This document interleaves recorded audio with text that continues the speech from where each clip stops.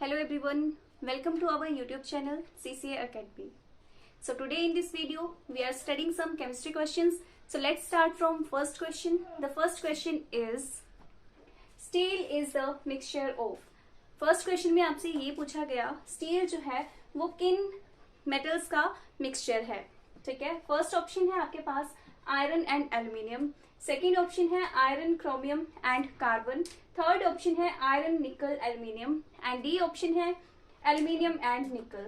सबसे पहले हमें पता होना चाहिए कि किसी भी मेटल का जो मिक्सचर होता है उसे हम क्या बोलते हैं. ठीक है, फर्स्ट ऑफ ऑल ये बात करेंगे.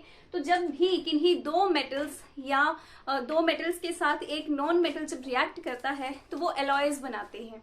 ठीक है, what is alloy? Alloy is a mixture of two और more metals and one another non metal is called alloys. For example steel क्या है? एक एलॉय है मेटल्स का एंड एक नॉन मेटल का. क्लियर? तो यहाँ पे देखो नॉन मेटल कहाँ पे प्रेजेंट है? आयरन मेटल है, क्रोमियम है, फिर यहाँ पे कार्बन आ गया नॉन मेटल. ठीक है, तो steel is a mixture of two metals and one non metal. Clear? तो यहाँ पे बी ऑप्शन आपका हो जाएगा राइट. अब देखो ये सारे ही सॉलिड फॉर्म में है तो ये बन गया आपके पास सॉलिड होमोजीनियस मिक्सचर. तो ये आप लिख सकते हैं it is a solid homogeneous mixture. Homogeneous mixture क्या होता है? सेम तरह के सॉल्यूशन जब रिएक्ट करते हैं, ठीक है, या सेम तरह के कंपाउंड या एलिमेंट रिएक्ट करते हैं उसे हम बोलते हैं होमोजीनियस. होमोजीनियस का मतलब होता है सेम. ठीक है, for example gases present in air तो वो उनका कॉम्बिनेशन क्या होगा? होमोजीनियस. क्लियर?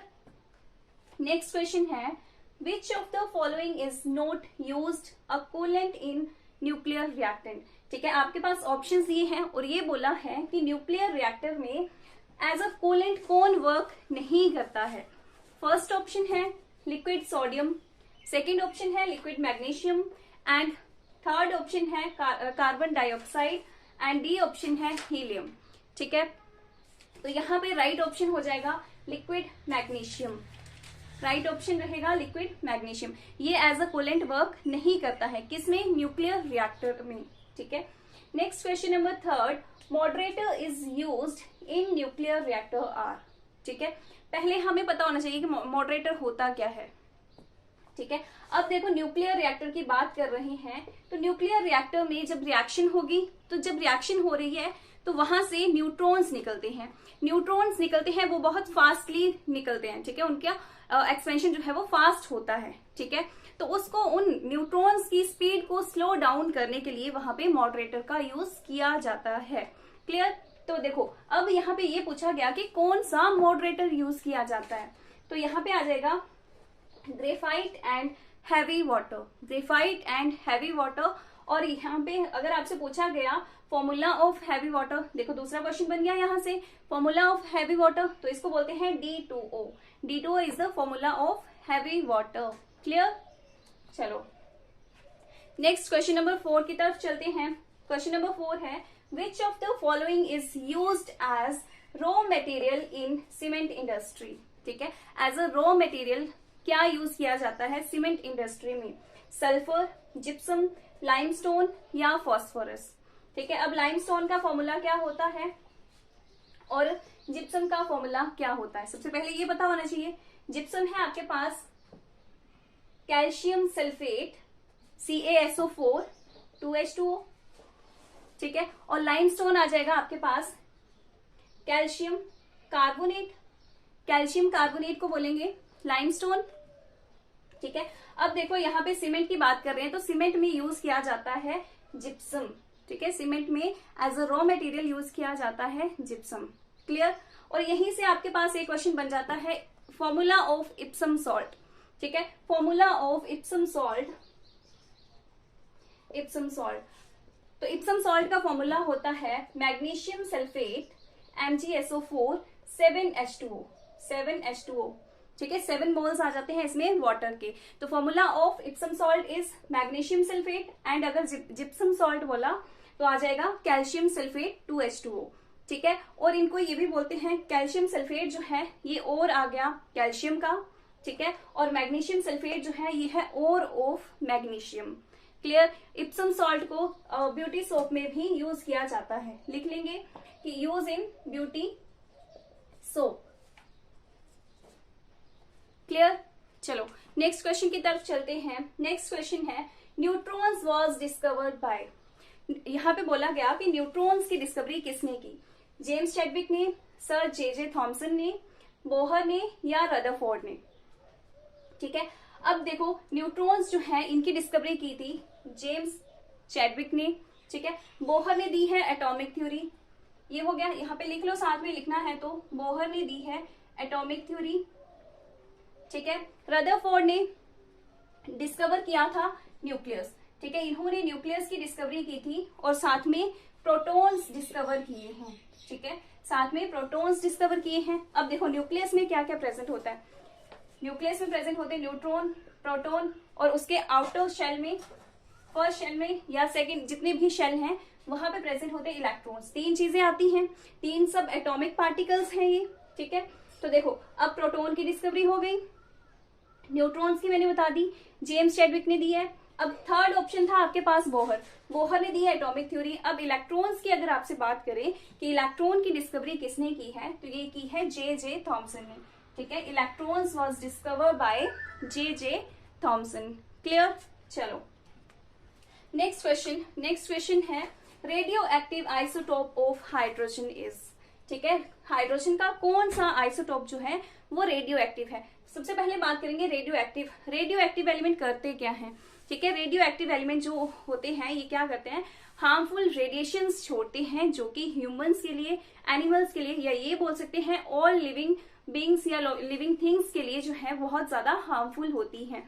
ये रेडिएशन जो है वो कैंसर भी कॉज करती हैं, स्किन डिजीज भी कॉज करती हैं और बहुत सारी इससे इलनेस होती है, इवन ये डेथ भी कॉज करती हैं।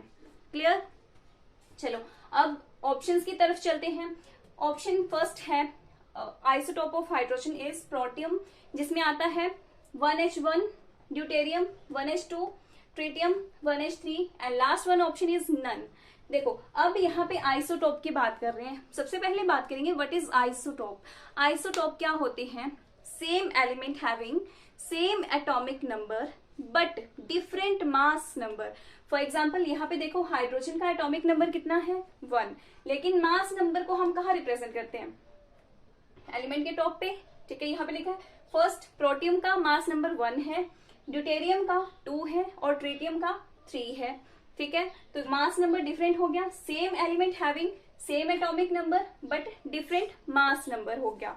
ठीक है, अब यहाँ पे बोला रेडियो एक्टिव आइसोटोप कौन है, तो ये है आपका tritium. Tritium is the radio active isotope.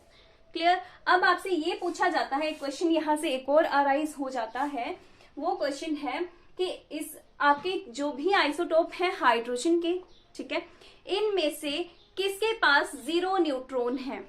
Neutrons कैसे निकालेंगे, mass number minus atomic number करके। तो देखो अब 0 किसके पास आएंगे, 3 में से 1 को माइनस किया 2 आ गए, 2 न्यूट्रॉन आ गए। अब 2 में से 1 को माइनस किया तो 1 न्यूट्रॉन आ गया, 1 में से 1 को माइनस किया तो 0, तो 0 न्यूट्रॉन किसके पास आए, प्रोटियम के पास। क्लियर। तो ए ऑप्शन जो है यहाँ पे राइट होगा न्यूट्रॉन्स के केस में। ठीक है, और अगर रेडियो एक्टिव आइसोटोप के लिए बोला तो ट्रिटियम सही हो जाएगा। क्लियर। चलो नेक्स्ट क्वेश्चन है मोस्ट इलेक्ट्रोनेगेटिव एलिमेंट इज। ठीक है, सबसे पहले हमें पता होना चाहिए कि इलेक्ट्रोनेगेटिविटी क्या होती है।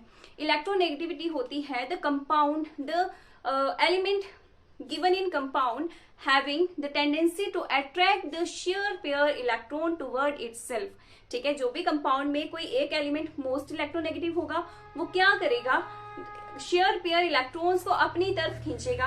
ठीक है, या उसके पास उतनी पावर है कि वो उन सारे इलेक्ट्रॉन्स को अपनी तरफ खींच ले, उस पावर को बोलते हैं इलेक्ट्रोनेगेटिविटी। क्लियर।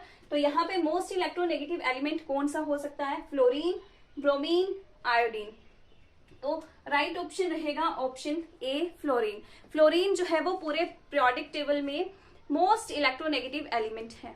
ठीक है, फर्स्ट नंबर पे आता है तो इसके लिए लिख लेंगे फ्लोरीन आता है फर्स्ट नंबर पे। उसके बाद आता है ऑक्सीजन, सेकेंड नंबर पे आता है oxygen, second most electronegative element है। And then third most electronegative element is nitrogen.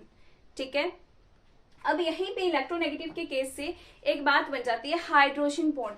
आपसे पूछा जाता है व्हाट इज हाइड्रोजन बॉन्ड। ठीक है, तो हाइड्रोजन बॉन्ड प्रेजेंट होता है hydrogen and in between most electronegative element. The bond present in between hydrogen and most electronegative element is called hydrogen bond. अब यहाँ पे देखो किसके बीच में बनेगा, for example most electronegative element है फ्लोरीन, हाइड्रोजन और फ्लोरीन के बीच में जो बॉन्ड बना इसको बोलेंगे हाइड्रोजन बॉन्ड। ठीक है, जो कार्बन और इसके बीच में बनेगा इसको हम नहीं बोलेंगे हाइड्रोजन बॉन्ड। ठीक है, ये वीक बॉन्ड होगा, ये स्ट्रॉन्गेस्ट बॉन्ड है। अब ऑक्सीजन और हाइड्रोजन के बीच में बना, ये भी स्ट्रॉन्गेस्ट बॉन्ड है।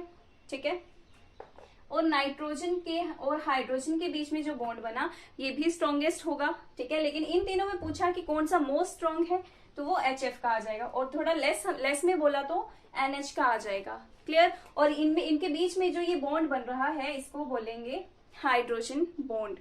क्लियर, नेक्स्ट बात करते हैं ब्रोमीन। ब्रोमीन एक नॉन मेटल है। As you know non metals कैसे होते हैं, सॉलिड्स होते हैं। ठीक है, और नॉन लस्ट्रस होते हैं, लेकिन यहाँ पे एक्सेप्शन है कि ब्रोमीन एक नॉन मेटल है और लिक्विड स्टेट में एग्जिस्ट करता है। तो लिख लेंगे bromine is a non metal and exist in liquid state. अगर इसके कलर की बात करें तो इसका कलर होता है reddish brown. The colour is reddish brown. ठीक है, अब एज यू नो आयोडीन भी एक नॉन मेटल है। ठीक है, अब नॉन मेटल जो है वो नॉन लस्ट्रस होते हैं, मीन्स उनमें किसी भी तरह की चमक जो है वो प्रेजेंट नहीं होती है। ठीक है, लेकिन आयोडीन के केस में एक्सेप्शन है कि ये जो है आयोडीन लस्ट्रस नॉन मेटल है। तो लिख लेंगे iodine is a lustrous non metal. Clear, lustrous means चमकीला मेटल, नॉन मेटल है। ठीक है, ये क्वेश्चन यहां से क्लियर हुए। आई होप आपको मेरी वीडियो पसंद आई होगी।